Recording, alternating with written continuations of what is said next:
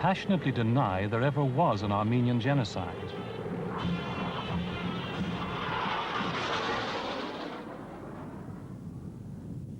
Above the modern town of Kozan stands the ancient citadel of Sis, capital of the last independent Armenian state, which was overrun by Muslims in 1375.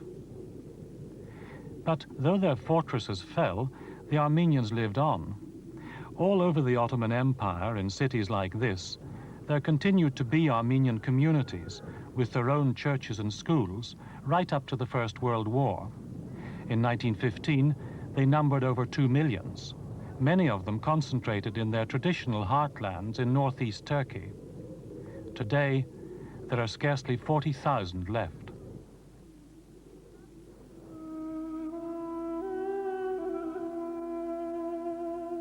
Turkey's Armenians have simply vanished.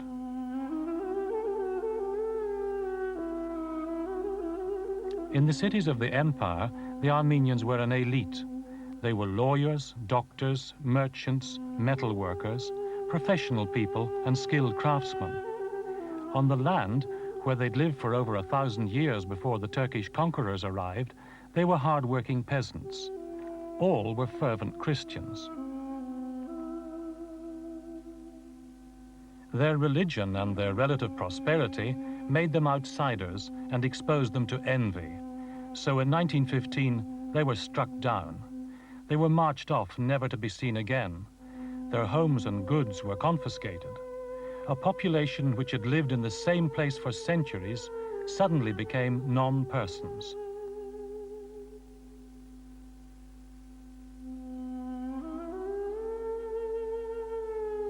Their abandoned churches were knocked down or used for stabling animals or converted into mosques.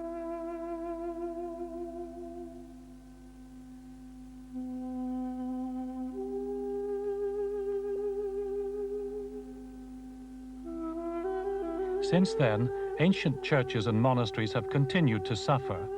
The Turks have at best neglected, at worst dynamited them. In modern Turkish guidebooks, you'll search in vain for the word Armenian. This desolation was once the Armenian city of Van.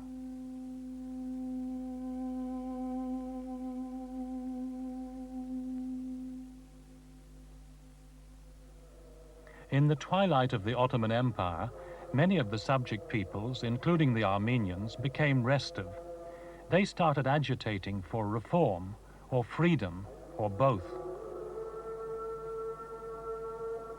The Turks reacted in the usual way, with force. In 1895, many thousands of Armenians were massacred. But the empire was beginning to fall apart. A succession of wars stripped it of nearly all its territory in Europe. Only Constantinople and the surrounding area remained.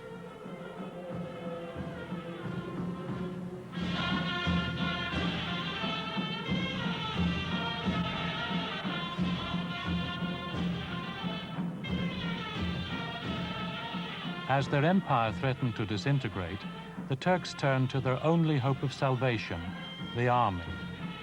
A group of officers calling themselves the Young Turks formed a secret political party to reform the empire. Ironically enough, the Young Turks at first allied themselves with Armenian and other national minorities to plan a liberal, Western-style multinational state. But the First World War changed all that. The Turks found themselves on the side of Imperial Germany. It was the Kaiser who armed and trained their troops, and in due course they became Germany's allies in a catastrophic war. As in Germany, nationalism and militarism stifled the first democratic stirrings. Many Armenians fought loyally in the Ottoman army. Others looked toward their fellow countrymen from Russian-occupied Armenia who were fighting on the other side. Turkish suspicions were aroused. The Young Turks reacted by executing the Armenian soldiers and ordering the removal of the Armenian civilian population from the war zone. The architects of this policy were the Minister of War, Enver Bey, and Talat Pasha, the Minister of the Interior.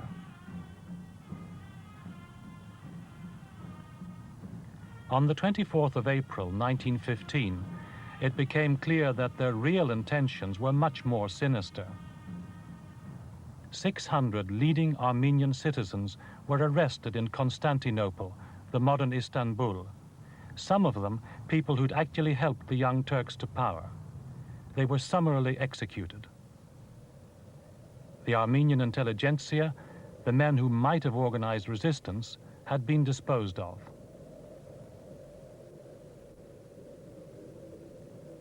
Talat had sent a coded telegram to Young Turk Party cells, a telegram whose authenticity is accepted by everyone except the Turks. The government has decided to destroy completely all Armenians living in Turkey. An end must be put to their existence, however criminal the measures taken may be, and no regard must be paid to either age, sex, nor to conscientious scruples. Minister of the Interior, Talat. The deportations, according to what the German missionaries from that area told us, were ordered by the Turkish government. They said it had been revealed to them by German government officials that these deportations were necessary to remove all minority groups from Turkey. And I'd see women and children and men lying beside the road, dying of thirst or hunger, and I could do nothing for them. The commissary of police wouldn't permit any help to be given to them.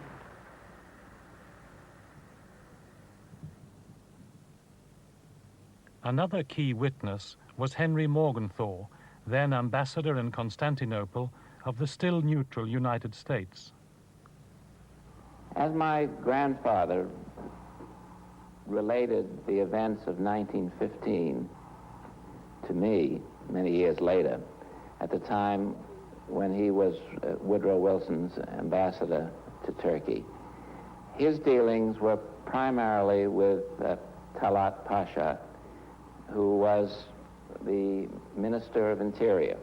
And there was just no question, there was no question in my grandfather's mind that the extermination of the Armenian people was a calculated policy of the Turks.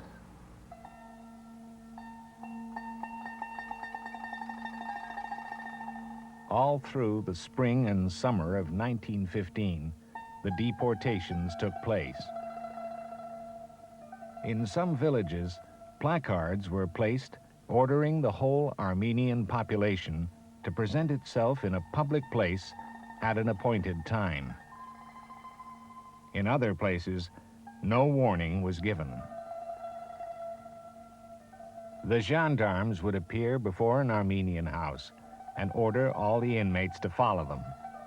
They would take women engaged in domestic tasks without giving them a chance to change their clothes.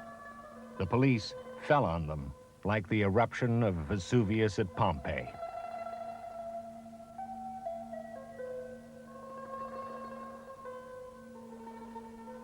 Women were taken from their washtubs. Children were snatched out of bed. Bread was left half-baked in the oven. The family meal was abandoned, partly eaten. Children were taken from their schoolrooms, leaving their books open. And the men were forced to abandon their cattle and their plows on the mountainside. Even women who had just given birth were forced to leave their beds and join the panic-stricken throng. Such things as they could snatch, a shawl or a few scraps of food, was all that they could take. It is absurd of the Turkish government to assert that it ever seriously intended to deport Armenians to new homes. The treatment which was given the convoys shows that extermination was the real purpose of Enver and Talat. They said, you have to leave the house and go. Poor grandfather was 70 years old, grandmother 60 years old. And they wanted to take us too. But how could we walk? We were very little children. But they got a car, not car, a cart, öküz inçki sayın anklerin? Calf. No, mule. With a mule, they put us all in and some our furnitures, not furnitures, only the beds, and some food to eat. And they took us out of our house. Everything was gone, and we were gone too. So we never saw my uncles and my father. We heard they were dead or they killed in the army.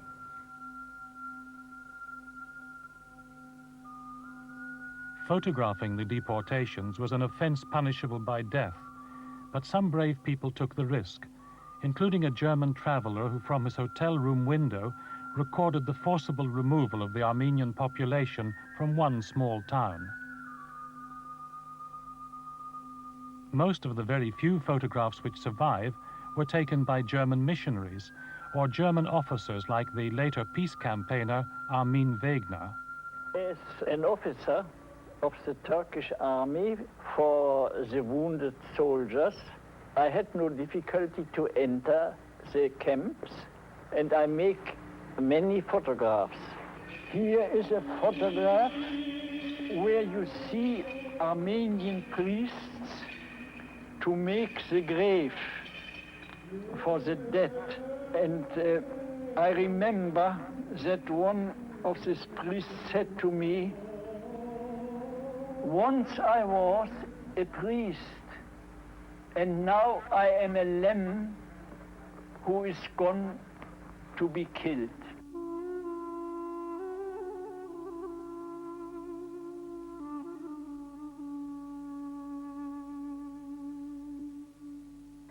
Poor grandfather, grandmother, it's good they had money to buy us the water and some food wherever we stopped. And I was crying. I was saying, "I want my father, my father." My mother used to slap me and say, "Be quiet now." And at last we went to a Syrian desert.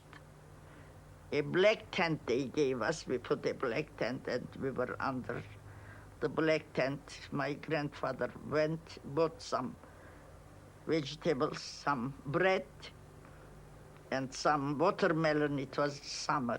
We sat down and we ate. And my grandmother said, "Thank the Lord, thank the Lord." And my grandfather was shouting and saying, "How could we thank the Lord? How could we thank him? We are all in the desert."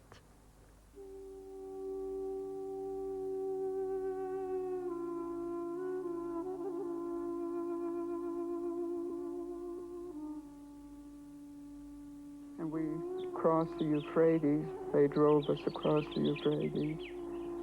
The Turks, the soldiers.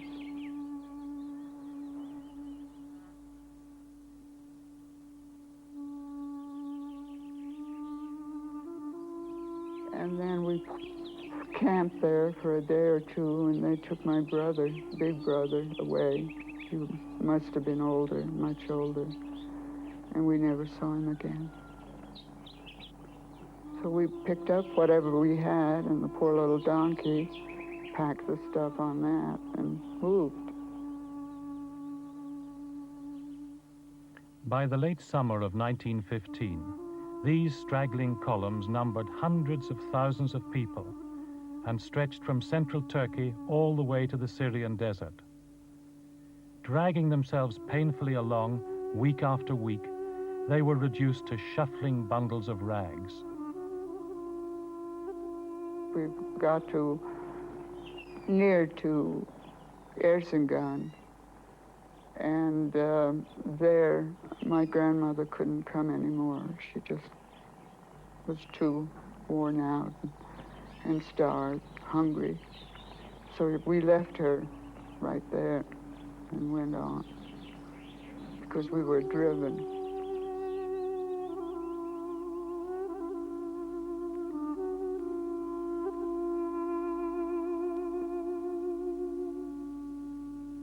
All of a sudden,